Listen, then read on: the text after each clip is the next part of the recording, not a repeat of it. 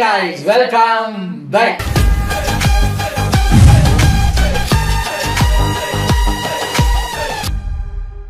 இன்னைக்கு டியூஸ்டேனாலே magnet facts, magnet ஃபேமிலிக்கு அடுத்தது மேக்னட் ஃபேக்ட்ஸ். நல்ல டாபிக் இருந்தால் எடுத்து வருவோம்னு சொல்லியிருந்தோம். இன்னைக்கு இது நல்ல டாப்பிக்கானு தெரியல, ஆனால் எங்களுக்கு பிடிச்ச டாபிக். யூஸ்வலாக யூடியூப்ல நிறைய பேருக்கு காமெடி பார்க்கறதுக்கு அது பார்க்கறதுக்குன்னு ஒரு செட் ஆஃப் டாபிக் பார்க்க பிடிக்குமா.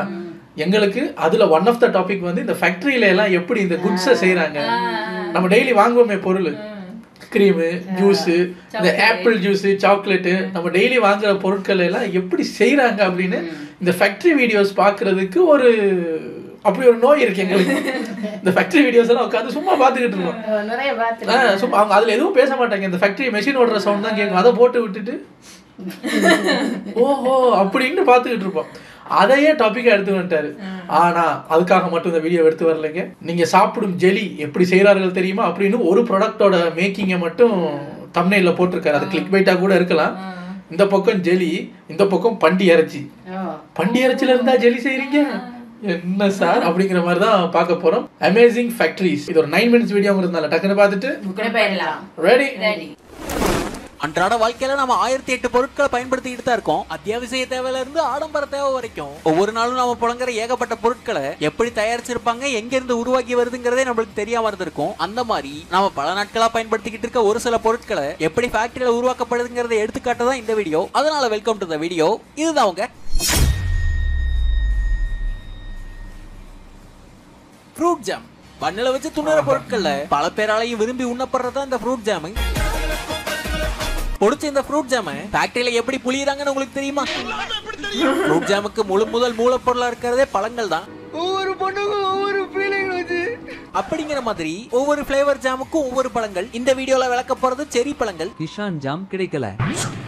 கொத்த காய்ச்சி தொங்குற இந்த செரி பழங்களை கிளையோட வெட்டி கிளையெல்லாம் வெட்டி பழத்தை மட்டும் பிரிச்சு எடுத்துருவாங்க. முதல் ப்ராசஸே அதான். பிறகு வர்ற பழத்தை வளைச்சு குளிப்பாட்டி கன்வேயர் பெல்ட்ல கிளப்பி விட்டுருவாங்க அடுத்த ப்ராசஸ்க்கு. பொதுவா செரி பழங்கள்ல ஜாம் செய்யும் போது அதுல பெரிய பிரச்சனையா இருக்கிறதே கொட்டைகள் தான். அதை பிரிச்சு எடுக்கிறதுக்கும் ஸ்பெஷலான மிஷின்ல இருக்கு.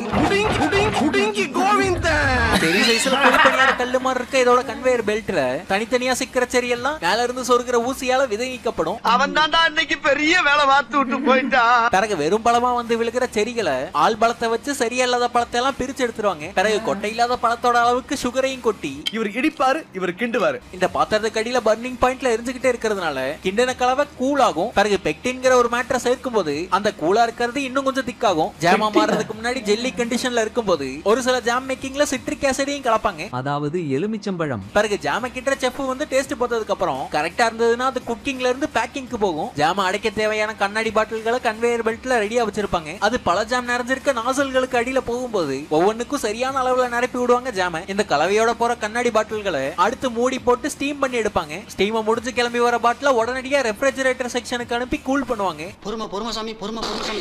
இப்படி ஸ்டீம் பண்ண உடனே கூல் பண்றது மூலமா கண்ணாடி ஜாரோட மூடி எல்லாம் கப்புனு பிடிச்சுக்கும் வேக்யூமால. ஜாமோ ரெடி, ஜாரோ ரெடிங்க போது அடுத்து என்ன லேபிள ஒட்டுறதுதான். கம்பெனியோட பிராண்ட் லோகோ பெருசா தெரியற மாதிரியும் உள்ள சேர்த்திருக்க சர்க்கரை அளவு சின்னதா தெரியற மாதிரியும் எக்ஸ்பைரி டேட் எல்லாம் சேர்த்து அழகான ஒரு ஸ்டிக்கரால ரேப் பண்ணப்படும் இந்த ஜாம் பாட்டில். எவ்வளவு குசும்பு வந்து அப்படியே போற போக்குல என்னமோ யாருக்கும் பாதகம் இல்லாம சொல்றாரு. லோகோ பெருசாகவும் உள்ள எவ்வளவு சக்கரை சேர்த்துருக்குங்கிறது சிறுசாகவும் பிரிண்ட் பண்ணுனா ஒரு லேபிள். ஏங்க சிட்ரிக் ஆசிட் ஓகே, ஏதோ பெக்டின் ஏதாவது சொன்னீங்கல்ல, வெள்ளை கலர் மாமருதை கலக்குறாங்க பதப்படுத்துறதுக்கு கொஞ்சம் திக் ஆகுறதுக்கு. இதுக்கு ஜாமையா வீட்லயே செஞ்சீங்களா? இவருக்கு ஒன்று செய்யணும், ஒன்று செய்வாரு இவர் அடிக்கடி.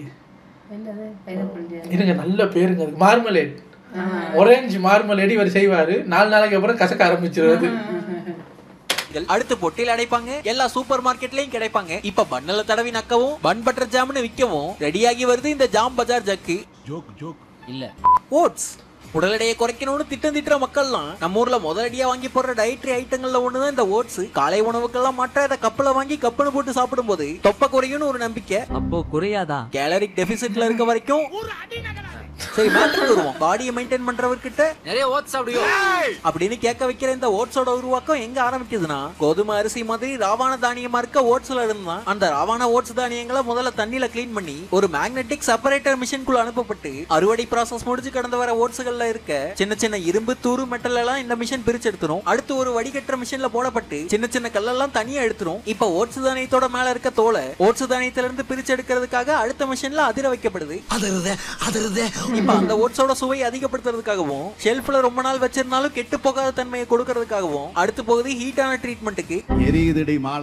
அங்க பிக்ஸ்டு டெம்பரேச்சர்ல நல்லா காய வைக்கப்படுற ஓட்ஸ்களை அடுத்து ஒரு கன்வேயர் பெல்ட்ல அனுப்பி நசுக்கிற மிஷினுக்கு நடுவுல போட்டு உருட்டி எடுக்கிறாங்க. இது மறுக்க மறுக்க நடக்கும். அந்த பிளாட்டான ஷேப் கிடைக்கிற வரைக்கும் அந்த நசுக்கப்பட்ட வடிவம் கிடைச்சதுக்கு அப்புறமா மறுபடியும் ரோஸ்ட் பண்ற மிஷினுக்குள்ள போகுது இந்த ஓட்ஸ். அந்த காய்ச்சலுக்கு அப்புறம் தான் நம்ம பார்த்த சாப்பிட்ட அந்த ஓட்ஸ் வடிவம் பெறுது. கம்பெனி பிராண்டிங், இன்கிரீடியன்ட்ஸ், மத்த முக்கியமான டீடைல்ஸோட பேக்கெட்ஸ் ரெடியா வந்ததுன்னா அதுக்குள்ள ஓட்ஸ் அடைச்ச போட்டியில் அனுப்புறதெல்லாம் அடுத்தடுத்து சிம்பிளான மேட்ரு. எங்கேயோ விளையிற இந்த ஒரு ஓட்ஸ் உங்களோட டயட்ரி கிண்ணத்துக்கு வரதுக்கு பல முறைகள் உருட்டப்பட்டு காய வைக்கப்படுதுங்கிறது எல்லாரும் மறக்க கூடாத ஒரு உண்மை. பிரிங்கிள்ஸ் உலகம் முழுக்க உருளையில அடைச்சு வைக்கப்படுற இந்த உருளைக்கிழங்கு சிப்ஸ்களை பார்க்க உருளைக்கிழங்கு மாறி இல்லையே. இது வர சிறுசுல இருந்து பெருசு வரைக்கும் வாங்கி நொறுக்கிறது நீங்க. அன்னைக்கு தாங்க ஒரு ஷாக்கிங்கான டீடைல் சொல்றாங்க, இது உருளைக்கிழங்கே இல்லையா, அது வேற ஏதோ அந்த ஏதோ ஒன்று சொன்னாங்க. நம்ம என்ன நினைக்கிறோம், நம்ம நினைக்கிறது உருளைக்கிழங்கு எடுத்து அப்படியே மெஷின்ல அப்படியே சீவி அந்த ஷேப் எடுத்து பொரிச்சு கொடுக்குறாங்கன்னு பார்த்தா அது உருளைக்கிழங்கே இல்லைங்க அப்படிங்கிறாங்க. என்ன கருமத்தையோ சின்ன வயசுல இருந்து தின்றுருக்கோங்க நம்ம எல்லாம். பாத்துக்கலாம். பல கலர்ல உருளையில அடைச்ச வியாபாரங்கிற இது உருளைக்கிழங்கு சிப்ஸே கிடையாது.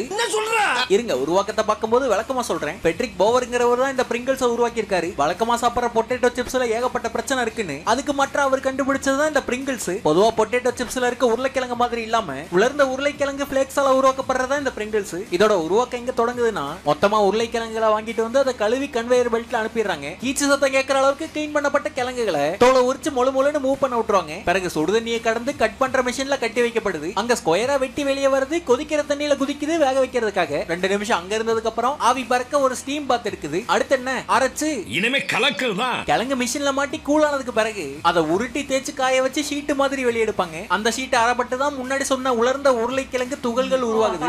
Dehydrated potato flakes. அதான் அடுத்து பிரிங்கிள்ஸ் தேவையான மாவை மாத்துறதுக்கு பொட்டேட்டோ ஃப்ளேக்ஸ், தண்ணி, சோளா ஸ்டார்ச், கோதுமை ஸ்டார்ச், அது போக அரிசி மாவு, அது போக மால்டோடெக்ஸ்ட்ரின், டைகிளிசரைடு கூடவே இப்ப சொல்லுங்க கிழங்கு எங்க இருக்கு, கிழங்கு ஃப்ளேக்ஸ் இருக்கு. இதெல்லாம் சேர்த்தாதான் அந்த ஷேப் வரும். கைஸ் பாத்தீங்களா, ஸ்டார்டிங்ல லாரியா கிழங்கு வந்தது. ஆஹா கிழங்கு தான் திங்க போறோம் அப்படின்னு பார்த்தா அப்புறம் அதை இது பண்ணி மாவாக்கி ஷீட்டாக்கி பொறுன்னு கொஞ்சம் பொடியாக்கிட்டாங்க. சரி மிஸ்டி சொல்லிச்சு, அப்ப பார்த்தாலும் அதுல கிழங்கு தானுங்களே இருக்கு பொடியா இருந்தாலும். பார்த்தா மிஸ்டியே வாயடைக்கிற மாதிரி டிபார்டிங் சால் பல் குல்ஸ் மலா புலா அப்படின்னு எக்கச்சக்க ஐட்டம் போட்டு அதுக்கு நடுவுல லைட்டா அந்த பொடியை எடுத்து ஊன்னு தூவிட்டு பொட்டேட்டோ சிப்ஸ். ஏன்னா அரசாங்கத்துல இருந்து தப்பிக்கணும்ல. எங்க பொட்டேட்டோ சிப்ஸுங்கிறீங்க, அதுல பொட்டேட்டோ இல்லைன்னா போட்டிருக்கோமுங்க எங்க காட்டு அப்படின்னா 1/2 கிலோ கெமிக்கல்ல ஒரு 5 கிராம் பொட்டேட்டோ சிப்ஸ் பேருக்காக போட்டிருக்காங்க. இதுக்கு நம்ம வீட்டுல என்ன பண்ணுவோம், உருளைக்கிழங்க வாங்கி அதை சீவி பொரிச்சு தின்றுவோம்.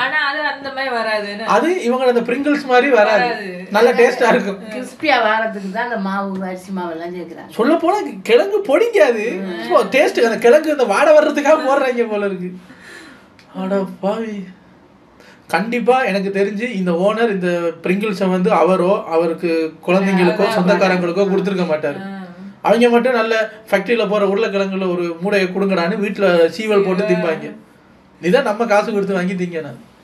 சமையல் உப்பு பிரிங்கிள்ஸை ஃப்ரெஷ்ஷா வச்சுக்கிறதுக்காக எமல்சிஃபயர்ஸ்னு ஏகப்பட்ட மேட்டர்களை ஒன்று சேர்த்து போட்டு மிஷின் அடி நடிக்க அது ஒரு மாவுக்குள்ள வெளியே வரும். மீண்டும் அந்த மிஷின்ல நசுக்கி ஒரு ஷீட்டை உருமாத்தி அந்த ஷீட்ல பிரிங்கிள்ஸுக்கு தேவையான வட்ட வடிவுல வெட்டி எடுத்து பிறகு அந்த வடிவத்தை ஃப்ரையருக்குள்ள அனுப்பும் போது அழுத்தி பிடிச்சு பொரிக்கப்படும். அடுக்குனா உடையாத அந்த ஐகானிக்கான ஷேப்பையும் பெறும். அடுத்து ஒவ்வொரு சிப்ஸ்லையும் ஃபிளேவருக்கேத்த மசாலாவை தூவி விட்டு அதை கன்வேயர் பெல்ட்ல மறுபடியும் ஓட விட்டு அதுவே விழும்போது அடுக்கப்பட்டு பிறகு அந்த உருளைக்குள்ள அடைக்கப்படுது. பிறகு இந்த கேன்களை கடையில இருக்க ஷெல்ஃபுகள்ல அலங்கரிக்கிறாங்க. அதை வாங்கி தான் நம்ம ஆளுங்களும் குறிக்கிறாங்க. அது சரி பொட்டேட்டோ சிப்ஸ் இல்லன்னு ஏன் சொன்ன? ஆக்சுவலா பொட்டேட்டோ ஃபிளேக்ஸை வச்சு உருவாக்கப்படுறதுனால இது சிப்ஸ் கிடையாது, இது பேரு பொட்டேட்டோ கிரிஸ்ப்ஸ்.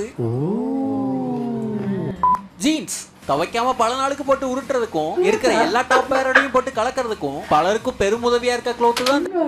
இல்ல ஜீன்ஸோட வேலை அதான். ஒருத்தர் சொல்லியிருக்காரு, ஜீன்ஸ் எல்லாம் வந்து நீங்க குறைஞ்சது 25 டைம்ஸ் போட்டதுக்கு அப்புறம் தான் நீங்க கழுவணும். ஜீன்ஸ் எல்லாம் ஒரே கழுவு துவைக்க கூடாது, துவைச்சா அது பாவிக்க முடியாத மாதிரி ஆயிரும்.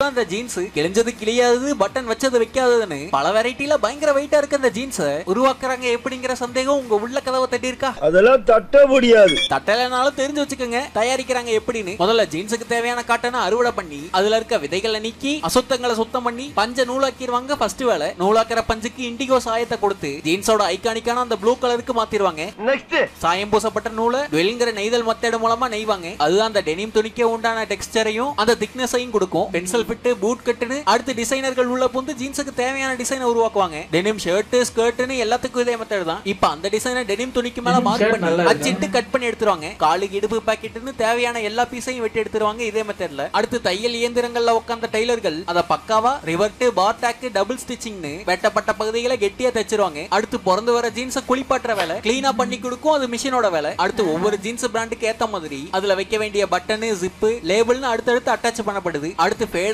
அந்த எஃபெக்ட் கொடுக்கிறதுக்கு லேசர்ல சூடு வைக்கப்படுது. இந்த ஒரு லேசர் மெத்தட்ல தான் எந்த ஒரு டிசைனையும் கொண்டு வராங்க. அடுத்து ஜீன்ஸை ஒரு மிஷின்ல மாட்டி அதை குப்புன்னு ஊத வைக்கப்பட்டு இன்னும் சில எக்ஸ்ட்ரா டீடைல்லாம் கையிலேயே கொடுப்பாங்க. பெரிய பிராண்டு ஜீன்ஸுக்கு மட்டும் இதே ஏரியால வச்சுதான் அந்த கிழிஞ்ச லுக்கையும் கொண்டு வருவாங்க. கடைசியா ஒரு முறை ஜீன்ஸை மறுபடியும் துவைச்சு அடுத்து அயனிங்க போட்டு ஃபைனல் இன்ஸ்பெக்ஷனை போட்டு பேக்கிங்ல கொண்டு போய் நிறுத்திடுவாங்க. அங்க இருந்து அடுத்து ஜவுளி கடைகளுக்கும் அதையே ரோட்ல அரவேலன்னு போட்டு விற்கிறதுக்கும் புறப்பட்ட போகுது இந்த ஜீன் துணிகள்.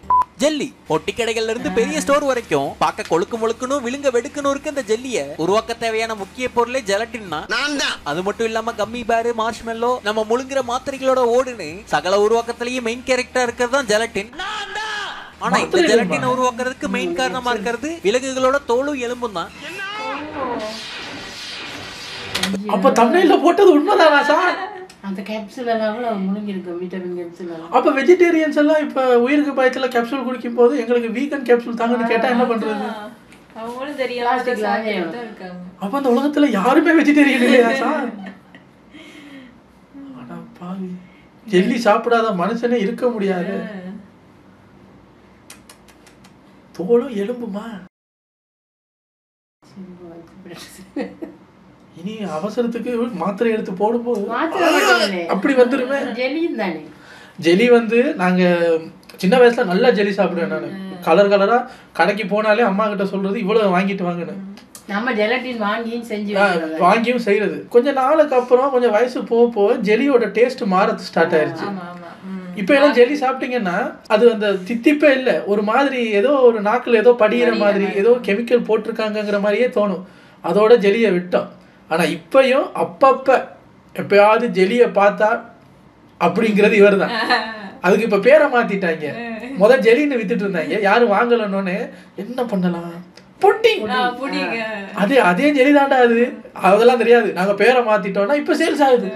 ஆனா அது டேஸ்ட் இல்லாம இருக்கு. அது கொஞ்சம் மர இப்ப எதுவுமே டேஸ்ட் இல்லாம ஆயிடுச்சுங்க. எல்லாமே ஒரு மாதிரி. இப்ப எல்லாமே நம்ம வீட்டுல தான் செய்யணும் போல இருக்கு. வெஜ் விரும்பிகள் பதற வேணாம். இதுக்கு ஆல்டர்னேட்டிவா பிளான்ட்ஸ்ல இருந்து எடுக்கப்படுற அகரகர வச்சும் பண்ணுவாங்க. சரி, ஜெலட்டின் உருவாக்கத்துக்கு வந்தோம்னா மாடு, பன்றி மாதிரியான விலங்குகளோட தோலையும் எலும்பையும் எடுத்துட்டு வந்து முதல்ல சுத்தம் பண்ணிடுவாங்க. பிறகு அதை சின்ன சின்ன துண்டுகளா வெட்டி பெரிய அரவை இயந்திரத்துல கொட்டுனா அரைச்சு மிக்ஸ் ஆகி வர ஸ்கின் அண்ட் போனை ஒரு பெரிய பாத்திரத்துல ஆல்கைல் இல்ல ஆசிட கலந்து வாரக்கணக்குல ஊற வைப்பாங்க. அதுல இருக்க கொலோஜனை பிரிச்செடுக்க அடுத்த ப்ராசஸ் ஆவி பறக்கிற 160 டிகிரி செல்சியஸ்ல அதை போட்டு கொதிக்க விடுவாங்க. கொலோஜன்ல இருந்து ஜெலட்டின் எடுக்க பிறகு கொதிச்ச அந்த லிக்விட்ல இருந்து அசுத்தங்களை நீக்கினா திக்கான ஜெலட்டின் ரெடி ஆயிரும். அடுத்து அதிக பிரஷர்ல காய வைக்கும் போது ஜெலட்டின் கெட்டி ஆயிரும். இறுதியில அதை இடியாப்ப ஷேப்ல எடுத்துட்டு வருவாங்க, நீங்க திரையில பாத்துட்டு இருக்க மாதிரி. அடுத்த கட்ட ப்ராசஸ் இதை அரைச்சு பொடி பண்ணி பொட்டியில போட்டு கடைக்கு கொண்டு வரது தான். இந்த பவுடர் சுடு தண்ணியில போட்டு சர்க்கரை கலந்தா நம்ம கொழுக்கு முழுக்கு நான் வெஜிடேரியன் ஜெல்லி ரெடி ஆயிரும். ஆல்டர்னேட்டா அகர் இருக்கே. மேற்கத்திய நாடுகள்ல ஜெல்லி முட்டாய்கள்ல மட்டும் இல்லாம மாத்திரை ஓடுகள், அழகு சாதன கிரீமுகள்னு அத்தனை நிலையும் கலக்கப்படுற முக்கிய மேட்டரா இருக்கு இந்த ஜெலட்டின். இந்த வீடியோவோடய முடிச்சுக்கலாம். இந்த வீடியோல இருந்து நம்ம யூஸ் பண்ற சில பொருட்களை எப்படி உருவாக்குறாங்கங்கறத நீங்க அறிஞ்சிருப்பீங்க அப்படி நான் நம்புறேன். பார்த்த ப்ராசஸ்ல எது உங்களுக்கு பிடிச்சதுங்கறத கமெண்ட்ல சொல்லுங்க. அடுத்த பார்ட்ல என்ன பொருளை நீங்க பார்க்க விரும்புறீங்கங்கறதையும் சொல்லுங்க. வீடியோ பிடிச்சிருந்தா லைக் பண்ண தட்டி விடுங்க. சேனலுக்கு புதுசா இருந்தா அதுல போடுங்க. இந்த வீடியோ இவ்வளவு நேரம் பார்த்ததுக்கு ரொம்ப நன்றி. இதே மாதிரி இன்ட்ரெஸ்டிங்கான வேற ஒரு வீடியோல மறுக்க வந்து மீட் பண்றேன். गाइस கண்டுபிடிக்க முடியாது இதுல. அதான் இப்போ இது வந்து அகர் அகர்ல செஞ்சது, இது வந்து அதுல செஞ்சதுன்னு எப்படி கண்டுபிடிக்கிறது? இப்ப மிருகம் நீங்களே எந்த மிருகம்னு சொல்லலையே சார். அதுல எல்லாம் இந்த இன்னார் மிருகத்தை இன்னார் தான் அடிக்கணும்னு நாங்க பார்க்க மாட்டோம். எந்த மிருகம் கையில கிடைக்குதோ எடுத்துருவோம். சப்போஸ் எலித்தோல் எல்லாம் அதுல வந்திருந்தா என்ன பண்றது? ஏன்னா அவங்க பொதுவா மிருகம் அப்படிங்கிறாங்க. இன்னொரு விஷயமுங்க, அன்னைக்கு நான் ஒரு வீடியோ பார்த்தேன். நம்ம இந்த காட்டன் பட் நீங்க என்ன பண்ணுவீங்க அதை வச்சு? நீங்க காது கிளீன் பண்ணுவோம். அதானே குழந்தைல தானே சொல்லி வளர்க்குறாங்க. அன்னைக்கு ஒரு வீடியோ பார்க்குறேன், ஒருத்தர் போட்டிருக்காரு, அந்த காட்டன் பட் அந்த பாக்ஸை எடுத்தே காட்டுறாரு. ஏதோ ஒரு கம்பெனியோடதுல வந்து அது காதுக்கு பயன்படுத்தாதீர்கள்னு போட்டிருக்கு. காட்டன் பட்ஸ் காதுக்குள்ள போடவே கூடாதான். அப்புறம் எதுக்கு சார் அதை கண்டுபிடிக்கிறீங்க அப்படின்னா, இந்த இப்போ இங்க ஒரு காயம் இருக்கு, அதுக்கு ஏதாவது இப்படி ஒரு க்ரீம் வைக்கணும் அப்படின்னா அதை எடுத்து அதுல வைக்கிறதுக்கு, இப்போ ஏதாவது இப்படி ஒரு மேக்கப் மாதிரி ஏதாவது லிப்ஸ்டிக் போட்டிருக்கோம்னா அதை இதுல அதை தொட்டு இதை அப்படி அழிக்கிறதுக்கு அப்படிதான் போட்டிருக்காங்க. சரி இது உண்மைதானா அப்படின்னு பாக்குறதுக்கு நான் இன்னைக்கு காலையில தான் அந்த காட்டன் பாக்ஸ் டப்பாவை எடுத்து பார்த்தேன். 3 போட்டிருக்காங்க. Makeup remover, skin care, baby care. ஒரு இடத்துலயும் காதை பத்தி போடவே இல்லை. அது யாரு சொன்னதுன்னு தெரியாது. அது அந்த கம்பெனி அதை பார்த்தாலே அந்த 2 சைடும் காட்டன் வச்சு காதுக்குள்ள போட்டு எடுக்கிற மாதிரி ஒரு ஷேப்பை உருவாக்கிட்டு சைலண்டா இருந்துச்சு. எல்லாருமே தானே செய்யறாங்க. இதை எவங்க சொன்னது இதை காதுக்குள்ள போட்டு ஆட்ட சொல்லி? நான் பிறந்ததுல இருந்து காதுக்குள்ள வச்சுதான் நோண்டிக்கிட்டு இருக்கேன். ஆனா அந்த டப்பாவை இன்னைக்கு எடுத்து பாக்குறேன், அதுல என்ன போட்டிருக்கு? Skin care, makeup remover, baby care. காதுங்கடா. இப்ப அவங்க மேல நமக்கு காதுக்குள்ள விட்டு ஏதாவது ஆச்சு கேஸ் போட்டாலும் சொல்லுவாங்க, பைத்தியமா நீ, அதான் பாக்ஸ்ல போட்டிருக்குல்ல அதை ஏன் படிக்கலன்னு. ஏன்னா அந்த பஞ்சு சில நேரம் கலந்து காதுக்குள்ள. இவருக்கு ஒரு வாட்டி ஊர்ல இப்படி காதை பிடிச்சி நல்லா அப்படின்னு எடுத்து பார்க்கறாரு, குச்சி மட்டும் இருக்கு, பஞ்சை காணோம், காதுக்குள்ள மாட்டிக்கிச்சு. அப்புறம் அங்க ஒரு அண்ணா இருந்தார், அவர் தான் அந்த ட்வீசர் எடுத்து ரொம்ப நேரமா, இவர் என்கிட்ட சொல்லல நான் பயந்துருவேன்னு, ரொம்ப நேரமா முக்கிட்டு இருக்காங்க. அப்புறம் பார்த்தா அதை பிடிச்சி அப்படியே இழுத்தோடனே வந்துருச்சு. இல்லைன்னா ஹாஸ்பிட்டல் தான் போயிருக்கணும். அதுல இருந்து டாக்டர்ஸே சொல்லுவாங்க அது காது க்ளீன் பண்ண பாவிக்காதீங்க. அதுல இருந்து நான் யோசிச்சேன் இவர் திருந்திட்டாரு. பிராண்டட் காட்டன் பட்ஸ் தான் வாங்குறது, அப்பதான் பஞ்சு கலந்து உள்ள போவாங்க. அப்ப கூட இது காதுக்குள்ள போடுறது இல்லடான்னு இவன் யோசிக்கல பாருங்க. நான் இன்னொன்றுக்கும் பாவிச்சிருக்கேன், சுகர் செக் பண்ணிட்டு அந்த பிளட் அப்படியே அதுகளுக்கு தான் அது பாவிக்கிறது. அந்த குட்டி இதை வச்சு எப்படி மேக்கப் ரிமூவ் பண்றதுன்னு தெரியாது. ஆனா அந்த டப்பாவில் மேக்கப் ரிமூவர்னு போட்டிருக்கு.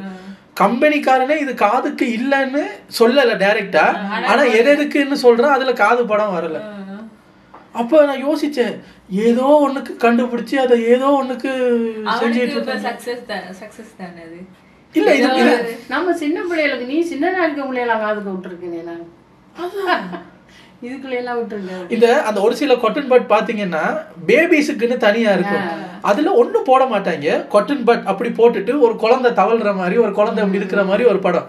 ஸோ நமக்கு அதை பார்த்தா என்ன தோணும், இது வந்து மெல்லிய பஞ்சு வச்சிருக்கு போல குழந்தைங்களுக்கு ஏற்ற மாதிரி. இல்ல அதே பஞ்சு தான் கலர் பண்ணி. ஆமா, இப்ப குழந்தைக்கு ஏதாவது மூக்குல ஏதாவது அடைச்சிட்டு இருக்குன்னா அந்த மூக்குல அப்படியே தொடச்சு எடுக்கிறதுக்கு, ஏதாவது அப்ளை பண்ணி விடுறதுக்கு, அந்த மாதிரி விஷயங்களுக்கு தான். அப்ப காதை எப்படி சார் கிளீன் பண்றது?